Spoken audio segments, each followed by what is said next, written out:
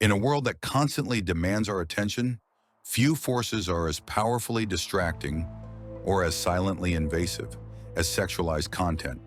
It's on our screens, in our advertising, embedded in our media, and often slips through our consciousness without us ever granting it permission.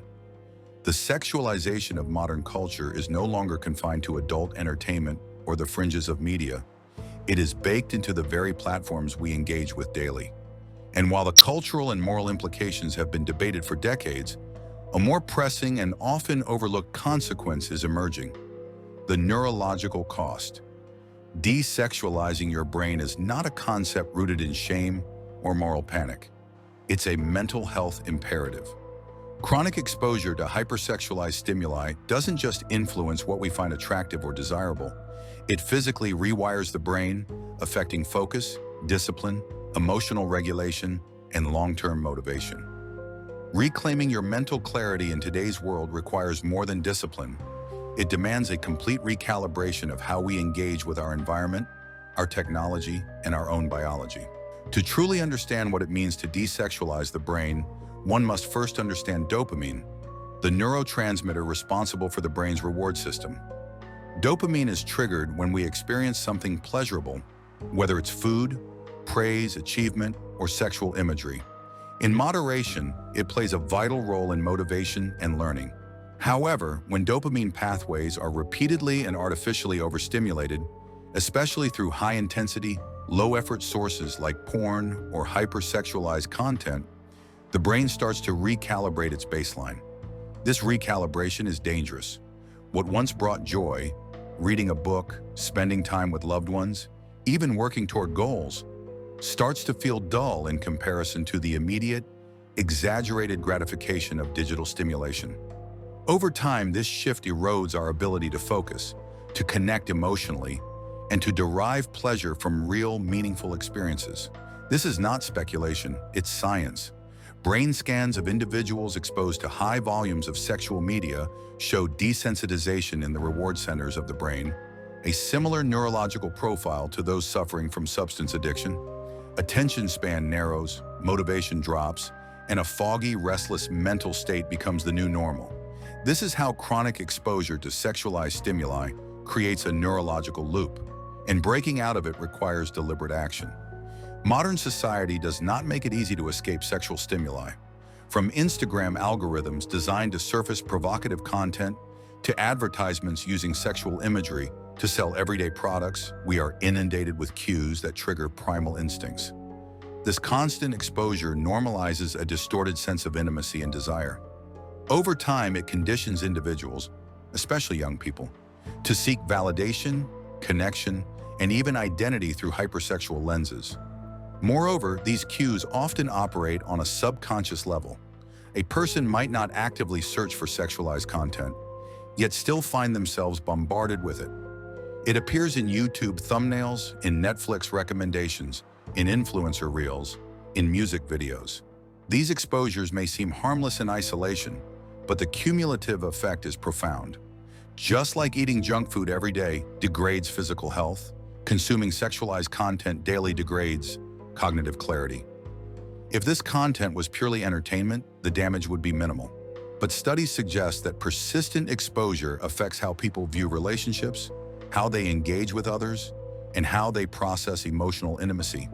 It fosters a culture of comparison, instant gratification, and performative behavior, all of which stand in sharp contrast to the deep satisfaction and connection that meaningful experiences offer. Desexualizing the brain begins with awareness. Much like a nutritional detox starts by identifying unhealthy foods, a neurological detox begins with an audit of your digital environment. What are you consuming daily? Which accounts do you follow? What types of content populate your feed? Are your searches and habits drawing you towards suggestive or explicit material? It is not enough to simply avoid porn. While that is a critical first step, the broader spectrum of sexualized content is often more insidious because it disguises itself as fashion, fitness, humor, or even lifestyle advice. The content might not be explicit, but it is crafted to draw attention through subtle or not-so-subtle sexual cues. These micro-stimuli accumulate. They create a feedback loop, Curiosity leads to clicking, which leads to more similar content appearing, which leads to further curiosity. To break this cycle, digital minimalism must be practiced with intention. This may mean unfollowing certain creators, changing YouTube subscriptions, using website blockers, or even taking breaks from social media altogether. It also involves cultivating new content habits. Replace stimulation with information. Replace sexual validation with creative inspiration. The goal is not to eliminate pleasure, but to shift it towards sources that enhance rather than erode your cognitive health. The brain, fortunately, is neuroplastic, meaning it can be reshaped over time. Once the flood of dopamine-inducing sexualized content is reduced, the next step is to train your brain to derive satisfaction from healthier, more meaningful rewards. This doesn't happen instantly. The initial days or weeks of desexualization may feel uncomfortable, even boring. That's expected. Like quitting sugar or caffeine, your brain must recalibrate. Start by setting structured goals, ones that require focus and consistency. Physical exercise is one of the most powerful tools here. It releases endorphins, builds discipline, and helps regulate dopamine. Creative work, such as writing, painting, building, or even problem solving, engages the brain deeply and provides a slow but lasting sense of reward. Social connection, particularly face-to-face interaction, helps rebuild emotional intimacy and trust. Another powerful practice is mindfulness. Meditation, journaling, and breathwork allow individuals to become more aware of their triggers, to observe their thought patterns, and to develop emotional regulation. To truly desexualize your brain, redefine how you measure value. What qualities do you admire in others, and do you embody them? What long-term goals matter most to you, and are your current habits aligned with them? What legacy do you want to leave, and is your daily behavior moving you toward or away from it? These are not rhetorical questions, they are anchors. When you begin to act in alignment with purpose, self-respect replaces self-indulgence. You begin to see through the cheap tricks of content designed to exploit your instincts. You no longer crave validation from strangers on a screen because your sense of self-worth is rooted in something stronger, deeper, and more lasting. Desexualization is not a one-time cleanse. It is a lifelong practice. The world isn't going to stop selling sex anytime soon. New platforms will emerge. New temptations will surface. That's why long-term success depends on proactive maintenance. Create systems that protect your focus. Set phone-free hours. Use grayscale mode. Curate your media diet the way an athlete curates their nutrition.